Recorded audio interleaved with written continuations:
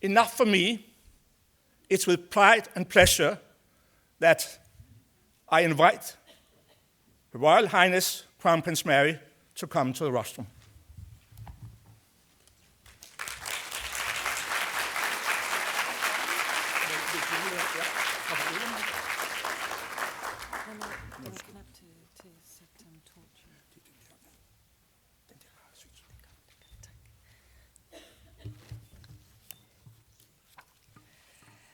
Minister, distinguished guests, ladies and gentlemen, I'd like to start by sharing a story with you, the story of Palmira, a girl I met in Mozambique, a girl who is a single mother to 3 boys with 3 different fathers.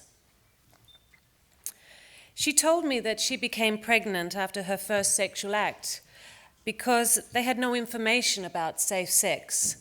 And as a girl, a teenager, no ability to negotiate safe sex. Her 3rd child was born with serious eye problems because of an untreated, as she explained it, STI. Again, lack of access to information and access to services. All 3 men rejected their responsibility, which meant that Palmira had to drop out of school and at the same time drop her dreams of creating a better life for herself. Palmira is far from alone in facing such difficult challenges at such an early age. Globally, 1 in 5 girls give birth before they turn 18. 16 million girls between 15 and 19 give birth annually. And for many, the price is much higher, as pregnancy and childbirth complications are the leading cause of death for adolescent girls in low and middle income countries. There are 222 million women in developing countries that want to prevent or delay pregnancy, but are not using any form of modern contraception, resulting in 80 million unplanned pregnancies and 20 million unsafe abortions. And every day, 2,400 young people become infected with HIV.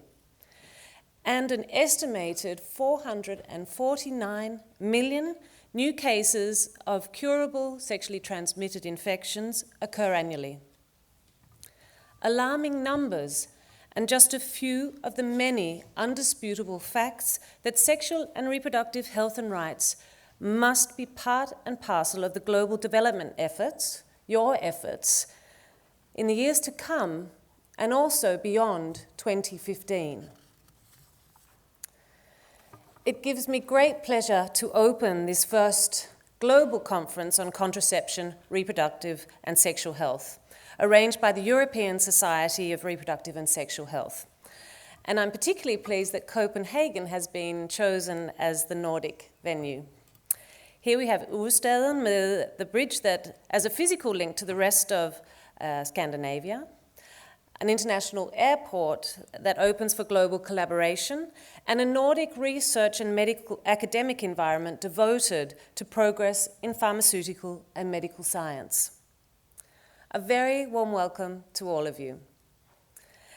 I'm certain that you will have a productive Congress, and I hope that you will also find some time to experience just a little bit of our beautiful country in what is my favorite season of the year, but as was mentioned, we're not very lucky at this current point in time with the sun. During the next 3 days, your Congress has assembled specialists from more than 60 countries around the world, representing opinion leaders and international societies active in the field. The primary purpose of the conference is empowerment of women and improvement of all aspects of reproductive and sexual health care. The emphasis will be on the challenges related to regional differences, cultural and political diversities, as well as new technologies. Pivotal aspects will be the benefits of well-planned training, diagnostics, and therapeutic approaches. The contributions of science from your noble profession have already contributed to a major decrease in the burden of disease related to unintended pregnancies by improving sexual and reproductive health. The issue of preventing maternal deaths in childbirth and promoting sexual and reproductive health and rights of women and youth is an issue that is close to my heart, and an issue that I have been working for several years as patron of UNFPA, WHO Regional Office of Europe, Maternity Worldwide, which is a fantastic Danish NGO, and also as a member of the high-level task force for the International Conference on Population and Development.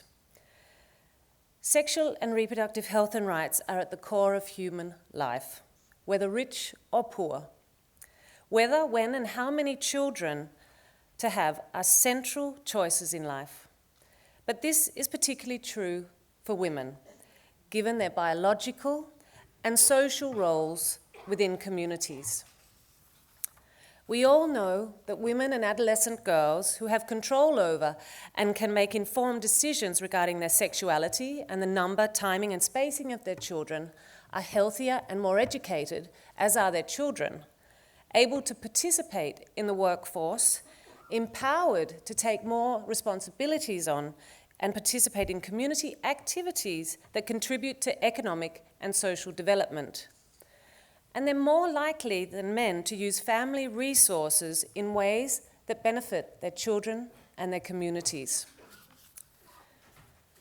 The issue of sexual and reproductive health and rights is intrinsically linked to the empowerment of women and girls, reducing poverty and maternal and child mortality.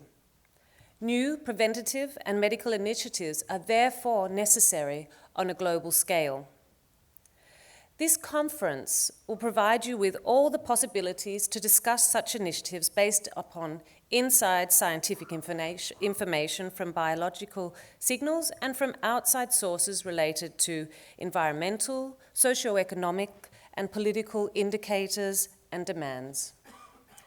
Extension of best principles from reproductive medicine means every child is a wanted child. You, as specialists, can present evidence and demonstrate the vital significance of reproductive and sexual health. Denmark, together with the other Nordic countries, have a long tradition for education and research within reproductive health care. And a lot has been done, but there still remains so much more to do. Let me therefore conclude. Modern women need and deserve high-quality consultations with health professionals to educate them about the process of reproduction and how this relates to sexual health and quality of life. This is for the benefit of the individual, the family, and society. With these words, and by the lighting of the torch, that worked?